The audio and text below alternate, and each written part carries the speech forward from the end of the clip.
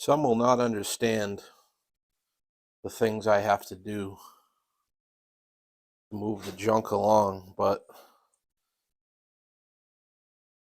this 66 Scout, which I apologize, I was wrong about the year. So maybe it wasn't meant to be, not being a 68 like the other one I had.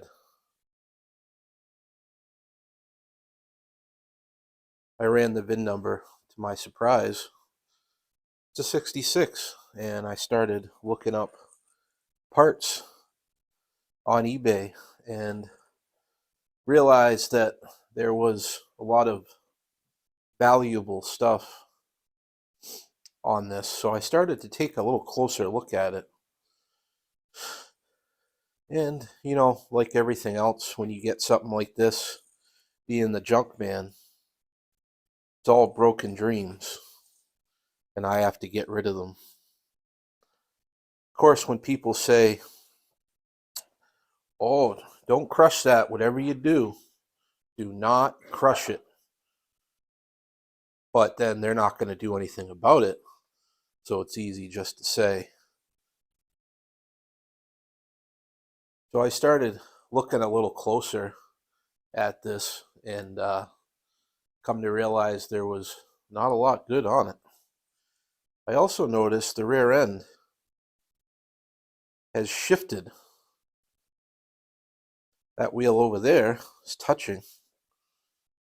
This wheel over here it's got a little rear steer going on. So besides the obvious loads of body rot that this thing has, I got looking, and I was told that the frame is solid on this thing. They said, frame solid, it's worth saving.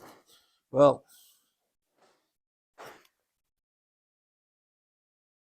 see that? That's the frame. And then, what is going on back here? We got huge chunks of wood between the body, well, the frame, and the rear end.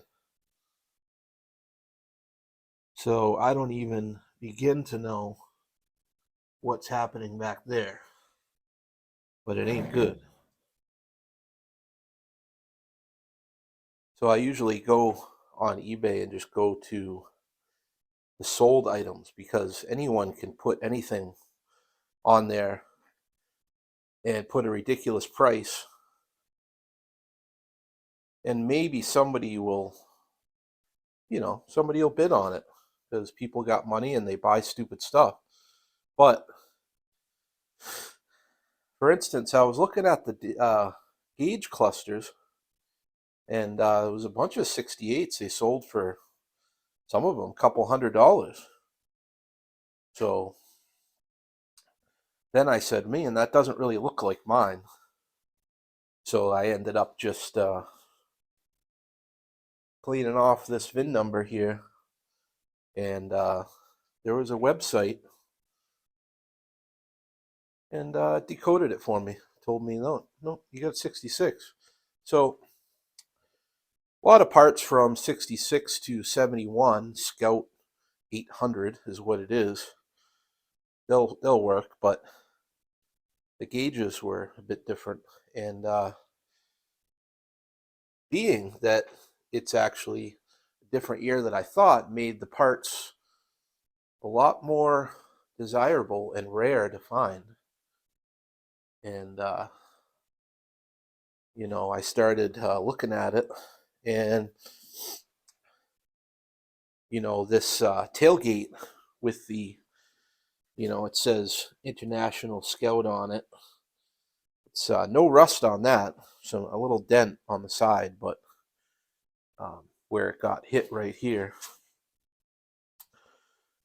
But that tailgate sold for $600 by itself, so we're already past my $250 I paid for the whole thing.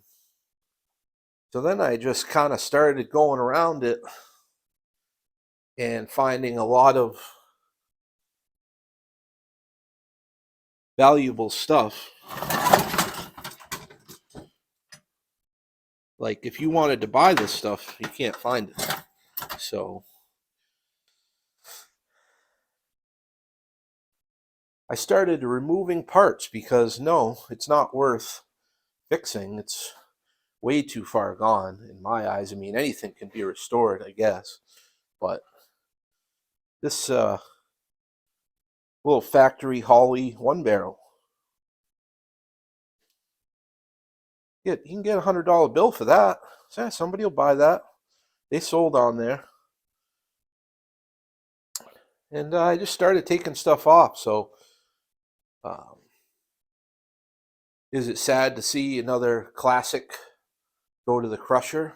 Yes, but what am I to do? You know, I'm sure as hell not restoring it. It's not something that I want to do. It's not something that I really like.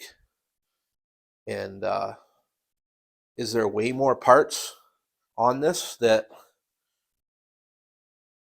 could sell? Yeah, there is, but I'm not taking them out because I got to turn and burn. I got a business here. I pick up the junk and I turn it into a profit.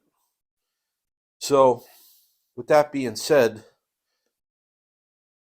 and explaining myself again, I got to make the most money and stuff that's easy to take off. These doors, I started looking at them. They got no rust. The rest of the thing's all rotted out, but these doors are rock solid. They got the vent windows. There was a pair of these vent windows that sold on there for like, I think it was like up $400 or $500 just for those. So I decided, why don't I just take the whole doors off? The pins, they were frozen. Guess what? I got a Sawzall. Take it right off. Then I started looking at other stuff. Well, it's a copper brass radiator. If anything, it's worth more than scrap. How about the original oil bath air cleaner? If you were going to go on there and say, I have a Scout and I need to buy these parts, where are you going to find them? Well, you're not going to find too many of them. And if you do, you're going to pay. And I could not find a set of doors that actually had a sold price, but I did find a set for sale for like $1,600. Actually, a couple sets between 16 and 2,000, and those were out west somewhere. So, hey, I'll try them. You know, I'll take a lot less. But you got a bad frame. You got this top is totally junk. It's all caved in the top. It's got rot holes all going down the side of it. You can see right through it. That's no good. What are you going to do with that? You got plywood floors all rotted out. The thing's whacked over here. I mean, so yeah, I started taking off some little stuff, and I said, I'm definitely going to take this gauge panel. It's only just some Phillips head screws hold it on. So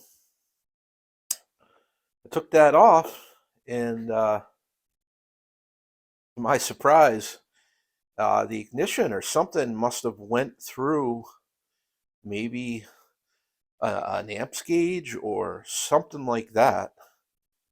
And I kind of wanted it to still run because I was just going to kind of mess around with it. Maybe make a couple of videos of plowing because, you know, we're getting a bunch of snow right now. But after I removed those gauges and stuff, I went to start it up and I could not get the thing running again. So I disconnected or cut something that didn't want to be cut. So from there on, I just said screw it, and I just went for it, and I took everything off that, you know, things like that carburetor. It's something very small, easy to throw in a box and sell. I mean, I sold that. If I sell that gauge panel and that carburetor, I'm already up over what I paid for this entire thing. Plus, when I'm all said and done, I take this to the crusher and I'm still going to get more than what I paid just in weight. So, yeah, I thought about selling it whole, but then I saw the frame and what's going on in the rear end, and it's, that's it.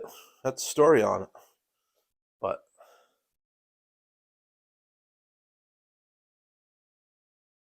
sometimes, and when you're in my line of work, it's tough and it's a little sad, but someone has to do it.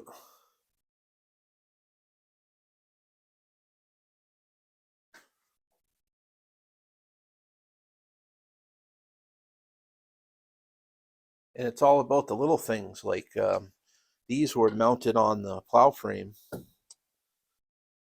So a friend of mine, gave me these still in the box, these old amber Sylvania bulbs, and I looked up the part number, and they've never been in anything, brand new. I got the yellow one up there, but I thought they were kind of cool. And he said, you should find some way of putting those in a bracket or something to mount on your ramp truck, or something on the back. And so I looked up the part number, and they're actually they're a fog light bulb from, way back. I don't even know, 60s, 70s, probably something like that. But I started looking and I say, these plow lights, the same size. Look at that. I already put one in there. So I got little brackets and housings for those, and then can mount those up, and that'll be kind of cool. So sometimes you just look at the little things, and that's what keeps you going. I mean, keeps me going anyway. So kind of cool. And we got a bunch of stuff to have some fun and take some pictures, list on eBay, and then take this to the crusher. Well, the winter wonderland, as always. Appreciate it. You're still there, still watching. Hopefully you don't hate me for scrapping old scouts. And if you do, see you on the streets.